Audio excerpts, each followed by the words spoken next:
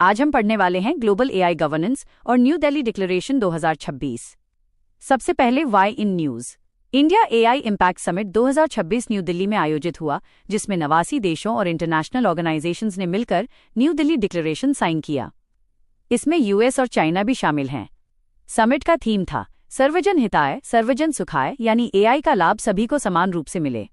ये declaration non binding है, लेकिन इसे अब तक का सबसे बड़ा मल्टीलेटरल एआई कंसेंसस माना जा रहा है। अब समझते हैं इस डिक्लेरेशन का कोर आइडिया।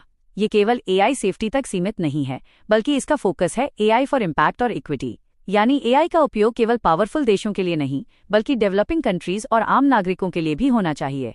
इस डिक्लेरेशन को 7 चक्रों में डिवाइड किया गया है। पहला चक्र है डेमोक्रेटाइजिंग एआई रिसोर्सेज, जिसमें अफोर्डेबल डिजिटल इंफ्रास्ट्रक्चर और कनेक्टिविटी पर जोर दिया गया है।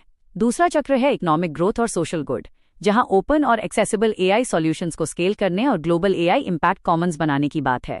तीसरा चक्र है सिक्योर और ट्रस्टेड एआई, जिसमें ट्रस्टेड एआई कॉमन्स के जरिए बेंचमार्क्स और बेस्ट प्रैक्टिस शेयर करने का सुझाव है। चौथा चक्र है एआई फॉर साइंस, जिसमें इंटरनेशनल रिसर्च नेटवर्क बनाने की बात है। पांचवा चक्र है सोशल एम्पावरमेंट, यानी नॉलेज एक्सचेंज और ग्लोबल कोलैबोरेशन प्लेटफॉर्म।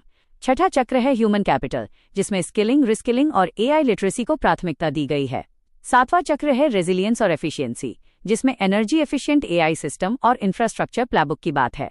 अब इंडिया के स्ट्रेटेजिक आउटकम्स देखिए। भारत ने पैक सिलिका अलायंस ज्वाइन किया और इंडिया यूएस ने AI opportunity partnership statement sign किया। इंफ्रास्ट्रक्चर के लिए $250 बिलियन इन्वेस्टमेंट कमिटमेंट और $20 billion deep tech venture capital की घोषणा भी हुई।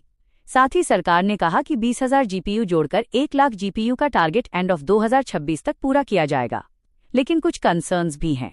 ये डिक्लेरेशन वॉलंटरी है, इसलिए एनफोर्समेंट कमजोर है। इसमें ईयू एआई एक्ट जैसी स्ट्रिक्ट रेडलाइंस नहीं है।